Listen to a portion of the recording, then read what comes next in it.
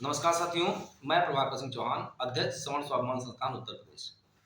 साथियों, आपके बीच में आने का मेरा उद्देश्य ये है कि मैं लगातार कई महीनों से बता रहा हूँ अपने समाज के लोगों को कि सरकार की मंशा सवर्ण समुदाय को लेकर अच्छी नहीं है। अभी आरक्षण सिर्फ सरकारी विभागों में है और आने वाले समय में आरक्षण प्राइवेट सेक्टर में जाने वाला है। ये मैं विगत कई महीनों से बोल रहा हूँ। उसकी बानगी आप अभी देख सकते हैं कि अभी अभी उत्तर प्रदेश में अकुशल और गरीब वर्ग के लिए प्राइवेट सेक्टरों को नौकरी देने का लालच दिया गया। जो भी प्राइवेट सेक्टर की कंपनियां ऐसे लोगों को नौकरी देंगी, उनको स्टेट जीएसटी में 70% की सब्सिडी दी जाएगी।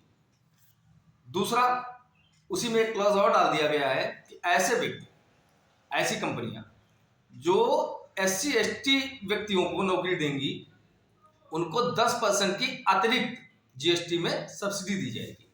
तो मोटा मोटा ये मान के चलिए कि 80% सब्सिडी उद्योगपतियों को मिलने जा रही है, और सिर्फ इस बात पर कि एससी एसटी व्यक्तियों को नौकरी दें, अकुशल व गरीब को। तो गरीब तो सिर्फ एक कोरम पूरा करने के लिए उन्होंने एक शब्द जोड़ दिया है, अकुशल एससी एसटी। मेन इस पर फोकस रखिए आप।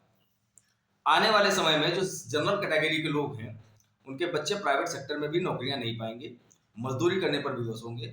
और सबसे दुख की बात यह है कि हमारे समाज के क्षत्रिय, ब्राह्मण और कायस्थ वर्ग के लोग आज भी पार्टियों की माला पहन के घूम रहे हैं। उनको अपने बच्चों के भविष्य से मतलब नहीं है। वो मोदी, अखिलेश और राहुल गांधी पर टिके हुए हैं।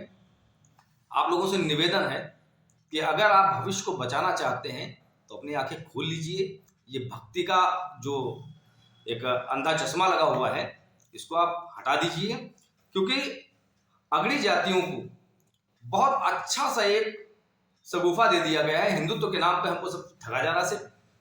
मैं ये पूछना चाहता हूं कि हिंदुत्व क्या सिर्फ हमारे लिए ही है? हिंदुत्व के नाम पर कितनी हम अपनी कुर्बानियां देते रहेंगे और अपने बच्चों का भविष्य का बर्बाद करते रहेंगे? ये बता दें आप हमको। क्योंकि हिंदुत्व का फायदा मिलना होता है तो आप एससी एसटी ओबीसी को देते हैं, फिर वहां पर आपको जनरल की याद नहीं आती है। और गलती उनकी नहीं है, गलती हमारी है, क्योंकि हम अपनी क्षमता दिखा नहीं पा रहे हैं, अपनी आवाज उठा नहीं पा रहे हैं। और ज्यादा पढ़े लिखे वर्ग के जो हमारे लोग हैं हमारे समाज के, वो बहुत ज्यादा सेकुलर हो गए हैं। तो ऐसे लोगों की वजह से अन्य समाज को भी नुकसान हो रहा है। आप लोगों से निवेदन है कि हमारी आवाज में आवाज मिलाइए और इन बिलों को नकारिए, ऐसे आदेशों को आप नकारिए और सवर्ण समाज के आगामी भविष्य को सुरक्षित करने के लिए ऐसी चीजों का विरोध करिए। बहुत बहुत धन्यवाद।